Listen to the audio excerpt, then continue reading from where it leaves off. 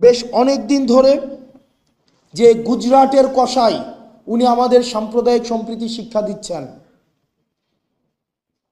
ভারতে বসে আমরা আপনাদের কাছে একটা জিনিস জানতে চাই, যে 626 জন ক্যান্টনমেন্টে বন্দী ছিল তাদেরকে কিভাবে ভারতে পালিয়ে যেতে সহায়তা করা হয়েছে এবং তাদের পিছনে কারা রয়েছে। আমি যখন এই পিলখানার আশেপাশে যাই, টিউশন করাতে যেতাম, আমি ইউনিভার্সিটি লাইফে 2009 সালের ফেব্রুয়ারিতে যে ঘটনাটা ঘটেছিল, the first intentional killing of this land heroes, the first intentional killing, এটাকে একটা স্লটার বলা যায় এবং স্টেট পেট্রোনাইজড এমন স্লটার আর পৃথিবীতে কোথাও হয়েছে কিনা সেটা আমরা নিশ্চিত নয়। এই পিলখানার সাথে এটার সিলসিলা শুরু হয়েছে 2009 সাল থেকে এবং এটার চূড়ান্ত পরিণতি 2024-এর এই 5 আগস্টে হয়েছে। দুঃখজনক, এতদিন পরে এসেও আমরা পিলখানা, এই যে হত্যাকাণ্ডটা হয়েছে সেটাকে ইউফেমিস্টিকভাবে এটাকে কি বলা হয়েছিল, বিডিআর বিদ্রোহ। পিলখানা একটা হত্যাকাণ্ড, স্টেট প্যাট্রোনাইজ করে একটা ইন্টেনশনালি একটা হত্যাকাণ্ড ঘটিয়েছে এবং সেটাকে দেখানো হয়েছে যে এটা নাকি একটা বিদ্রোহ। আমার বয়স 27 বছর, আমি তখন ক্লাস 5-এ পড়ি যখন এই ঘটনাটা হয়। এখনো পর্যন্ত এই যে কফিনের যে দৃশ্যটা আমার চোখে ভাসে, যে নিজের সহকর্মীর কফিনের দৃশ্যটা নিয়ে যাচ্ছে এবং এই মাটির সবচেয়ে কঠিন মনের মানুষ যারা, সবচেয়ে দৃঢ় প্রতিজ্ঞ মানুষ যারা, তাদের চোখ দিয়ে পানি পড়ছে এবং তারা নির্বাক।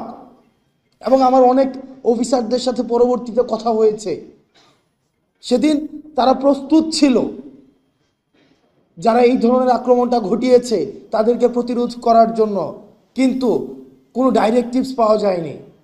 সন্ধ্যা পর্যন্ত অপেক্ষা করতে হয়েছে, কোনো ডাইরেক্টিভস নাই।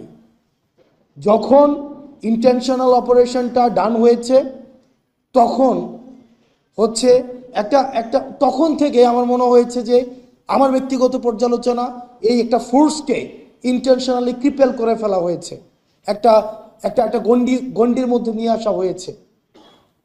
আমি এই পিলখানাতে দাঁড়িয়ে সৃষ্টিকর্তা কবুল করেছে, আমরা যখন আসতাম যেতাম এবং এই চেতনাটা ধারণ করতাম, এই বিচারের কথাটি আমরা অন্তত এটা প্রতিষ্ঠিত করে দিয়ে যাব এবং সৃষ্টিকর্তা এই সুযোগটা হয়তো আমাদের অন্তত বলার সুযোগটি দিয়েছে।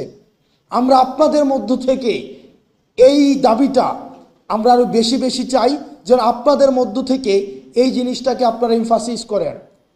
খুব দ্রুততম সময়ের মধ্যে এই পিলখানা হত্যাকাণ্ডের সাথে যারা জড়িত ছিল এবং নিরপরাধ অসংখ্য অফিসার রয়েছে, এতদিন পর্যন্ত যারা কারাগারে রয়েছে, ট্রায়াল অ্যান্ড এররের মধ্য দিয়ে যাচ্ছে, দ্রুততম সময়ের মধ্যে যেন এই বিচারটিকে নিষ্পত্তি করা হয়। এবং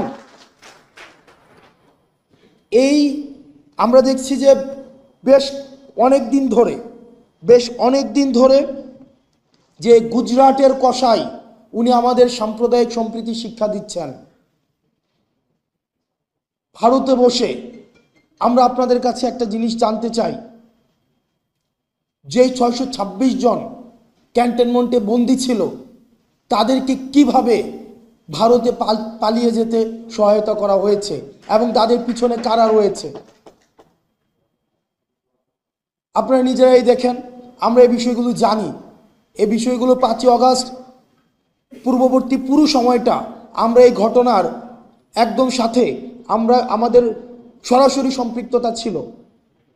মিড রেঞ্জের যে অফিসারগুলা ছিল এবং সৈনিকরা ছিল, কোর্ট মার্শালকে সামনে রেখে জেনারেলের বিরুদ্ধে গিয়ে তারা ছাত্র জনতার পক্ষে রাস্তায় নেমে এসেছিল। আমরা তাদের প্রতি আমাদের দায়বদ্ধতা অনুভব করি। ইউনিফর্ম পরা যে অফিসাররা রয়েছে, যে সৈনিকরা রয়েছে, আমরা আপনাদের প্রতি দায়বদ্ধতা অনুভব করি।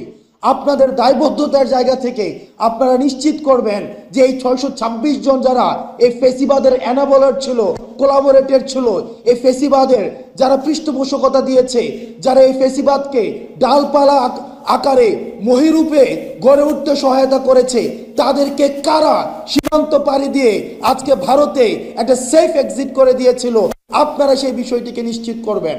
যারা ভারতে চলে গিয়েছে তাদের টাকা পয়সার কোনো অভাব নেই। আজকে আমি যখন পিলখানায় কথা বলছি, ঠিক এই মুহূর্তে mother of terror Sheikh Hasina ভারতে বসে যিনি জনসভায় বক্তব্য দেওয়ার প্রস্তুতি নিচ্ছেন, এবং সেটি আমাদের জন্য লজ্জার।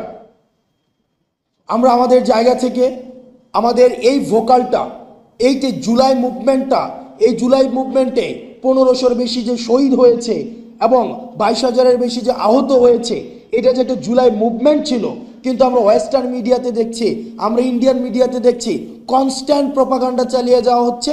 এটাকে বলা হচ্ছে rise of fundamentalism and just a political আপহিভাল।